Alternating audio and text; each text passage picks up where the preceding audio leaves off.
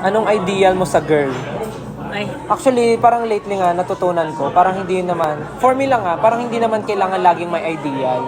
Kasi at some point of your lives, ang makakatuluyan mo rin naman yung hindi ideal for Ay, you. ganun. Akala ko, hindi ideal kasi yung parang being ideal is a process too. Ayun She na, becomes ayun ideal na. kapag Hindi rin naman siya ideal sa'yo kasi as time goes by, pagka nagkakilala kayo at nire-respect niyo yung isa, for example, yung ayaw niya, hindi mo gagawin yun. Yes. Yung gusto mo sa kanya, yung gusto mo sa isang tao, i-apply niya sa sarili niya. Hanggang sa Yes. dumating yung panahon na magiging makita mo, nakuha niya na yung ideal person mo. correct. Parang At saka gano'n. minsan, meron... Lalim tayo ha, lalim ng iisip mo. Hindi. Kasi meron maganda minsan, Diba? nililista mo yung ideal mo, pero iba pag na-experience mo na, yung akala mo na gusto mo, ayaw mo pala. Or yung akala mong ayaw mo, okay lang pala. As a start naman, kaya nga merong word na getting to know each other.